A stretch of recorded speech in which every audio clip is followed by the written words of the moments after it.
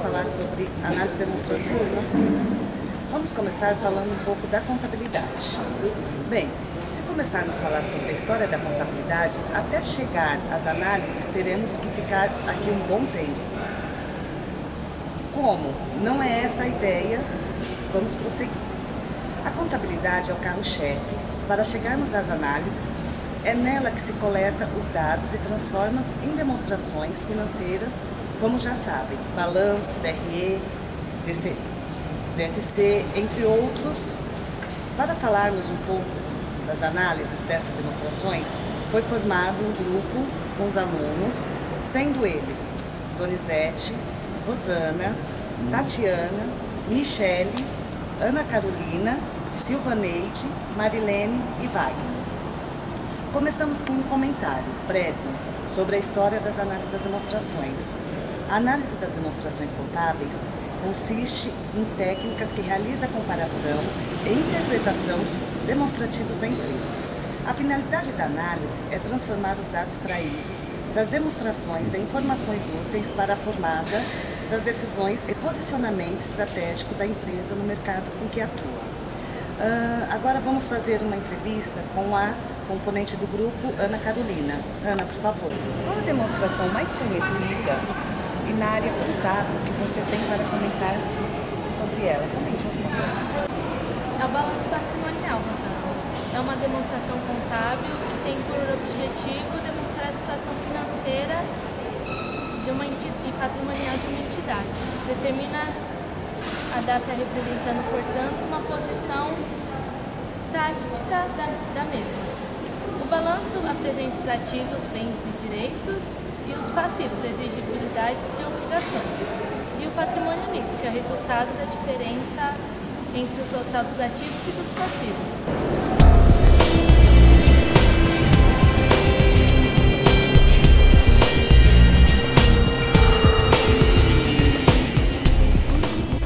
Tatiana, cite para nós outra demonstração que não é menos importante que o balanço patrimonial e tem muita importância nas decisões da empresa. A demonstração do resultado do exercício, DRE, destina-se a evidenciar a formação de resultado líquido do exercício diante do confronto das receitas, custos e despesas apuradas segundo o regime de competência. A DRE oferece uma síntese econômica dos resultados operacionais de uma empresa em certo período, embora sejam elaboradas anualmente para fins de divulgação. Em geral, são feitas mensalmente pela administração e trimestralmente para fins fiscais. A DRE pode ser utilizada como indicador de auxílio a decisões financeiras. Obrigada, Michele. Fale sobre essa nova demonstração que a partir do ano de 2008 passou a ser obrigatória. Claro, Rosana. É a demonstração dos fluxos de caixa, a DFC. Visa mostrar como ocorrem as movimentações das disponibilidades do fluxo de caixa em um dado período de tempo, vem substituindo em alguns países a demonstração das origens e aplicações de recursos.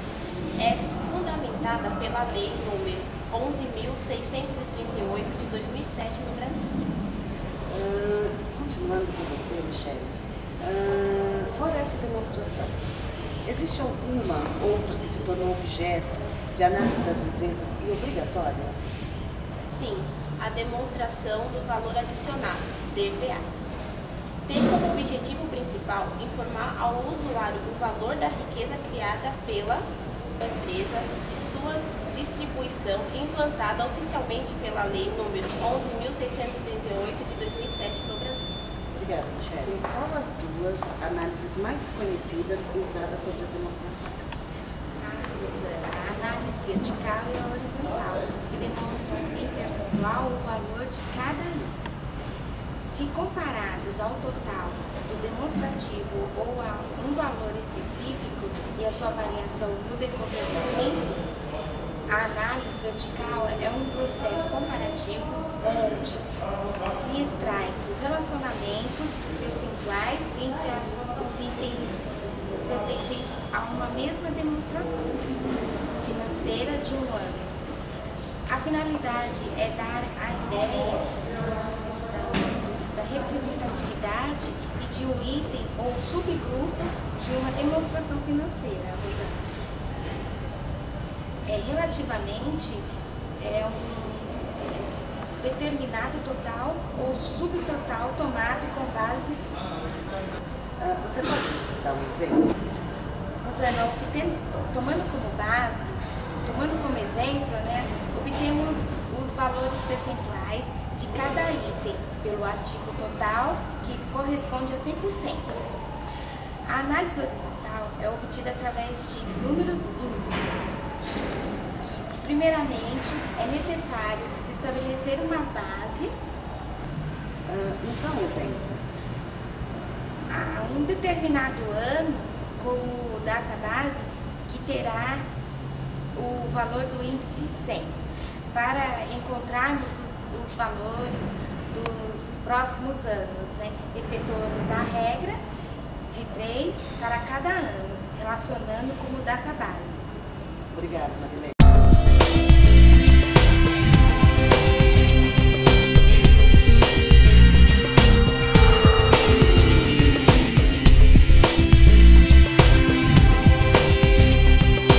São análises através de índices.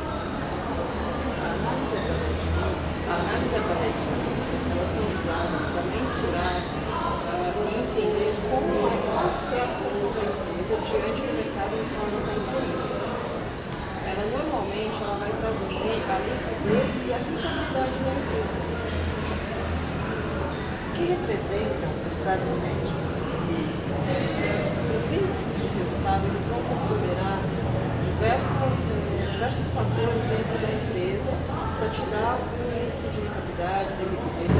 Dessa forma, serão considerados o perfil dos administradores, as perspectivas da empresa, as políticas adotadas dentro da entidade, as influências dos ambientes interno e externo, entre outros. A gente pode considerar aí que a análise ela é importante desde que você tenha o conhecimento da empresa, pois ela não é uma simples variável. Para que o analista consiga interpretar, é preciso vê-la sob a luz das políticas da empresa, ou seja, você vai analisar essa variável de acordo com o mercado daquela empresa especificamente. Neide, a análise de índice é utilizada por 3 grupos principais. Você pode citá-los? Primeiro são os gestores. Eles vão empregar os índices de modo a controlar e melhorar as operações das suas empresas. O segundo grupo são os analistas de crédito.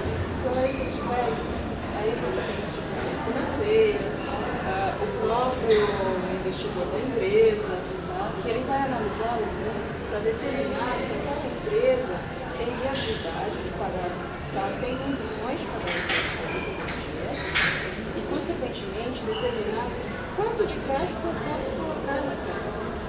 Isso como instituição financeira, isso como concededor de crédito. E o último grupo seria os analistas de ações. Os analistas de ações, eles estão interessados na eficiência da empresa, no risco que essa empresa tem, porque toda empresa tem um risco. Quando você vai investir nessa empresa, você quer saber qual é esse risco, e nas perspectivas de crescimento dessa empresa. Essa perspectiva de crescimento é analisada para saber se essa empresa tem capacidade de dar retorno para o investimento. Obrigada. Você tem a vantagem financeira? A alavancagem financeira indica o grau de lucratividade, positiva ou negativa, gerada pela utilização de capitais de terceiros. Mário, você pode nos falar um pouco sobre o EBITDA? Sim. EBITDA é um indicador financeiro normalizado. Segundo a Zafneto, o EBITDA equivale ao conceito restrito de fluxo de caixa. Segundo a Zafneto, o EBITDA equivale ao conceito restrito de fluxo de caixa operacional da empresa, apurado antes do imposto de renda. O EBITDA revela a essência da capacidade operacional de geração de caixa de uma empresa, ou seja, a sua eficiência financeira é determinada pelas estratégias operacionais adotadas. Qual é a interpretação deles? Rosana, Quanto maior o índice, mais eficiente se apresente a formação de caixa, proveniente das operações do ativo, e melhor ainda a sua capacidade de pagamento. Obrigada, Wagner. Finalizarmos o nosso trabalho, fazer uma conclusão de todo o nosso trabalho, eu gostaria de estar chamando o Donizete. Doni, por favor, você pode fazer a conclusão?